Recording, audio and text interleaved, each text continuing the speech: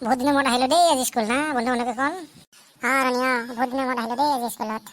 এই কেইদিনমানত কৰোণা চৰোণা হৈ আমি বহুত আৰাম পাইছোঁ দেই। গৰমৰ দিন আৰু এনেও স্কুলত যাবলৈ মনেই নাযায়, ঘৰতে থাকিব পাৰিছোঁ আৰু স্কুল কলেজ বন্ধৰ কাৰণে। আৰু তাতে আমাৰ বহুত সুবিধা হৈছে, আমি মানুহৰ লিচু কঁঠাল আম চুৰ কৰি খাব পাৰিছোঁ। কিমান যে মজা লাগিছিল ন এই বন্ধৰ সময়ত। তহঁতৰ যে কি হ'ব আৰু সদায় নিগেটিভ ভাবা, সদায় খালি নিগেটিভ কাম কৰা, মানুহৰ খালি ক্ষতি কাম কৰা। তহঁতে কি যে হ'ব তোমালোকৰ ভৱিষ্যত মই ভাবিয়ে নাপাওঁ। কি হ'ব আৰু উজ্জ্বল হ'ব আকৌ আমাৰ ভৱিষ্যত। আমি চুৰি ডকাইত কৰি খাব পাৰিম, কিমান মজা হ'ব আৰু আমাৰ জীৱনটো। টকাই টকা পইচাই পইচা হ'ব আৰু ন' টেনশ্যন ন' প্ৰব্লেম, অনলি মানি মানি মানি হ'ব আমাৰ লাইফত। হয় দেই হয়, আমি ডাঙৰ হৈ গুণ্ডা ডাকাইতে হওঁ নেকি, চুৰি ডাকাইত কৰিয়ে জীৱনটো নিৰ্বাহ কৰোঁ নেকি। তাতে দেখোঁ বহুত লাভ দেখোন, কিমান একদিনত লাখ লাখ কৰবাৰ টকা চুৰি কৰিব পাৰে মানুহে, কিমান ধনী হৈ আছে চুৰি ডকাইত কৰি মানুহ। বুৰ্বক মৰিবি তহঁতে মৰিবি, তহঁতৰ ভৱিষ্যত উজ্জ্বল নহয়, একদম আন্ধাৰে হ'ব, আন্ধাৰ আন্ধাৰ। এইবিলাক কি নিগেটিভ ভাবি আছে, এইবিলাক নাভাবে দেই কেতিয়া। সদায় ভাল কাম কৰিম, ভাল কাম কৰি সদায় জীৱনত আগুৱাই যাম বুলি ভাবিবা। এইবিলাক আৰু নিগেটিভ কাম কৰি টকা উপাৰ্জন কৰি কোনো লাভ নাই, বুজিছা।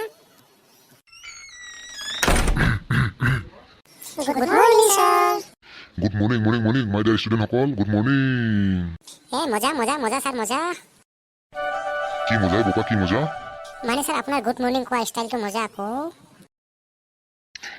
আচ্ছা আচ্ছা, ঠিক আছে ঠিক আছে ঠিক আছে, ভাল কথা দে ভাল কথা। তো পলম নকৰি আজিৰ ক্লাছটো আৰম্ভ কৰোঁ নে কি কোৱা? ঠিক আছে ঠিক আছে, ক্লাছটো আৰম্ভ কৰিছোঁ। ৰ'ব ক্লাছটো আৰম্ভ কৰাৰ আগতে বহি লওঁ আৰু নিজে ভালকৈ বহি লওঁ, তাৰপিছতে ভালকৈ ক্লাছ কৰিব পাৰিম। তো ছাত্ৰ ছাত্ৰীসকল, সেইদিনা যে তহঁতক কিবা কিবি লিখি আনিব দিছিলোঁ, লিখি আনিছানে তোমালোকে? আনিছোঁ ছাৰ, ময়ো লিখি আনিছোঁ ছাৰ।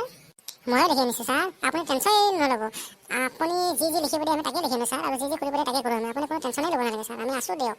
হ'ব ইমান ক্লিয়াৰকৈ কথা ক'ব নালাগে, মই বুজি পাইছোঁ তোমালোকৰ কথাবিলাক। তোমালোকে কিমান লিখি আনা, কিমান পঢ়িব জানা, কিমান ৰিপ্লাই দিব পাৰা মই জানো দে ভালদৰে তোমালোকক। ৰ'ব সুধি আছোঁ এটা এটাকৈ, চাওঁ কোনে কি ৰিপ্লাই দিয়া।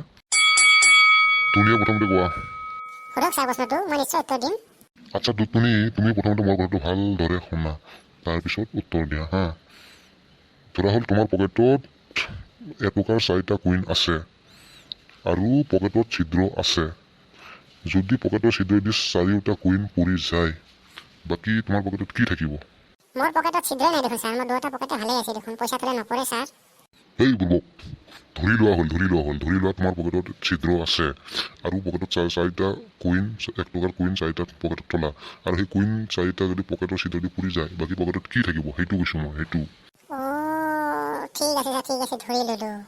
কিন্তু ছাৰ পকেটত ছিদ্ৰ আছে আৰু 4টা 1 টকাৰ কুইন পকেটত ভৰাই থ'লে ছাৰ, আৰু 1 টকাও নাথাকে ছাৰ। বুৰ্বক নাজানা? নাজানো, কি থাকিব ছাৰ আপুনি কওকচোন। এটা ছিদ্ৰ থাকিব বুৰ্বক, এটা ছিদ্ৰ। মই ইমান বুৰ্বক না, এইটোকে ক'ব নোৱাৰিলোঁ। ধেইত চালা, লাচে লাগিল বে। ঐ তুমি এতিয়া ওপৰত মোকে কি ভাবিছা হা? নাই ছাৰ, একো হ'ব নাই। তুমি বোলে উত্তৰ দিব পাৰা, এতিয়া কি হ'ল বোপা, কি হ'ল? পাঞ্চাৰ হৈ গ'ল তোমাৰ গাড়ীৰ চকাখন, পাঞ্চাৰ হৈ গ'ল। যিকি নহওক, এইবাৰ নেক্সট প্ৰশ্ন ৰণীক সোধোঁ। সোধক ছাৰ, মই নিশ্চয় ৰিপ্লাই দিব চেষ্টা কৰিম। ৰিপ্লাই নহয় বুৰ্বক, ৰিপ্লাই নহয়, এনচাৰ কওক, এনচাৰ। আচ্ছা ঠিক আছে ছাৰ। মানে ছাৰ হোৱাটছএপ ফেচবুকত SMS ৰিপ্লাই দি মানে ৰিপ্লাইটোৱে মুখত আহে আৰু, বেয়া নাপাব আৰু ছাৰ। ঠিক আছে তোমাক প্ৰথমবাৰ মাফ কৰি দিলোঁ, বেয়া নাপালোঁ দিয়া। এতিয়া তুমি কোৱা, টেন্স কেই প্ৰকাৰৰ আৰু কি কি উদাহৰণ দি বুজাই দিয়া। ছাৰ টেন্স 3 প্ৰকাৰৰ, পাষ্ট টেন্স, প্ৰেজেণ্ট টেন্স আৰু ফিউচাৰ টেন্স। এতিয়া চব টেন্সৰ এটা এটাকৈ উদাহৰণ দিয়াচোন। অ'কে ছাৰ, দিছোঁ। যোৱাকালি আপোনাৰ ছোৱালীক দেখা পাইছিলোঁ, পাষ্ট টেন্স ছাৰ। আজি আপোনাৰ ছোৱালীক ভাল পাওঁ ছাৰ। হোৱাট ননচেন্স, কি ক'লি তই, কি ক'লি? মানে প্ৰেজেণ্ট টেন্সৰ উদাহৰণ ছাৰ। আচ্ছা ঠিক আছে হৈছে দিয়া। অহাকালি আপোনাৰ ছোৱালীক পলুৱাই লৈ যাম ছাৰ। কি? মানে ফিউচাৰ টেন্সৰ উদাহৰণ ছাৰ। আচ্ছা ঠিক আছে তোমাৰ চব এনচাৰে হৈছে দেই, চবেই কাৰেক্ট হৈছে। Thank you sir, thank you so' much. Next question to Dipshikha Hajong. ছাৰে আকৌ কি ক'লে মোক, কি ক'লে এইটো বুজি নাপালোঁচোন। ঐ দীপশিখা, কি ভাবি আছা ওপৰত মোককে? নাই মই ভাবা নাইতো। মানে ছাৰ আপুনি কি সুধিছে মোক, মই বুজি পোৱা নাই দেই। আচ্ছা তুমি ইংলিছ বুজি পোৱা নাই ন? ঠিক আছে তোমাক কৈছোঁ দে, মানে কৈছিলোঁ যে এইবাৰ দীপশিখালৈ এটা প্ৰশ্ন। হয় নেকি ছাৰ? সোধক মই নিশ্চয় উত্তৰ দিম ছাৰ নিশ্চয় জলদি আৰু ছাৰ জলদি অ'কে ৰিলেক্স দীপশিখা ৰিলেক্স মই তোমাক সুধি আছোঁ ধৰি লোৱা হ'ল তুমি কল্পনাতে পাঠশালা ঘৰত সোমাই আছা হঠাৎ ঘৰত জুই লাগিল তোমাৰ বাচাৰ কোনো চান্স নাই তুমি কি কৰিবা এইটো বৰ সহজ প্ৰশ্ন ছাৰ মই কল্পনা কৰা বাদ দিম ৱাও তুমি ডেঞ্জাৰ উত্তৰ দিছা দেখোন ডেঞ্জাৰ হয় ছাৰ হয় মই সদায় ডেঞ্জাৰ উত্তৰ দিওঁ আচ্ছা তুমি এবাৰ কোৱাচোন হোটেলৰ আগত কি ভয়েল বহে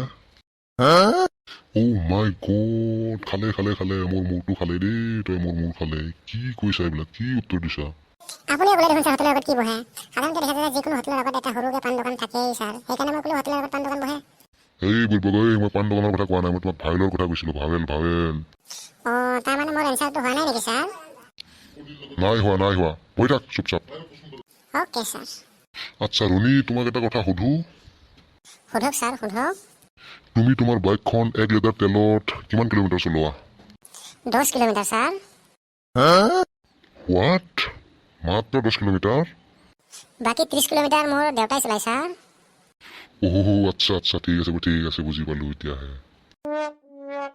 দীপশিখা তুমি কোৱাচোন কুকুৰা কিয় জিৰাফৰ সমান দীঘল নহয় ছাৰ কুকুৰা যদি জিৰাফৰ সমান দীঘল হ'ল হয় কুকুৰাই কণী পৰাৰ লগে লগে মাটিত পৰি ভাঙি গ'ল হয় আমি আৰু কণী খাব নোৱাৰিলো হয় ছাৰ সেইকাৰণে কুকুৰা জিৰাফৰ সমান দীঘল নহয় ছাৰ হোৱাট খালে তহঁতে মোৰ মাথাবিলাক খালে দেই হাবি যাবি যি পাই তাকে ৰিপ্লাই দি মোৰ মাথাবিলাক খালে আজিৰ ক্লাছৰ লাষ্ট প্ৰশ্ন মিষ্টাৰ ৰুণী হাজৰিকালৈ সোধক ছাৰ সোধক জলদি সোধক উত্তৰটো দি মই ঘৰলৈ যাম গুচি ছাৰ জলদি সোধক সুধিছোঁ ৰ'ব অলপ ধৈৰ্য ধৰা সুধিছোঁ ৰুণী তুমি কোৱাচোন এটা হাতীৰ আগত 50টা কল আছিল তাৰে 49টা কল হাতীয়ে খালে এটা খোৱা নাই কিয় খোৱা নাই কলটো বেয়া আছিল চাগে ছাৰ সেইকাৰণে খোৱা নাই নহয় কলটো প্লাষ্টিকৰ আছিল সেইকাৰণে খোৱা নাই হয় নেকি ছাৰ হয় নেকি মই গমেই পোৱা নাছিলোঁ নহয় এইবাৰ মই আপোনাক এটা প্ৰশ্ন সুধোঁ ছাৰ সোধক চাওঁ তুমি কি প্ৰশ্ন সোধা ছাৰ এটা বান্দৰৰ আগত 10টা কল আছিল বান্দৰে এটাও নাখালে কিয় নাখালে ছাৰ কলবিলাক প্লাষ্টিকৰ আছিল চাগে সেইকাৰণে এটাও নাখালে নহয় ছাৰ বান্দৰটোৱে প্লাষ্টিক আছিল সেইকাৰণে কি মোক আজি বিয়াকে উল্লু বনালে দেখোন ছাৰ আপুনি কিবা ভাবিছে নেকি নাই ভবা নাই এনে আৰু ঠিক আছে বাৰু আজিৰ ক্লাছ ছুটি দিয়া বাই টাটা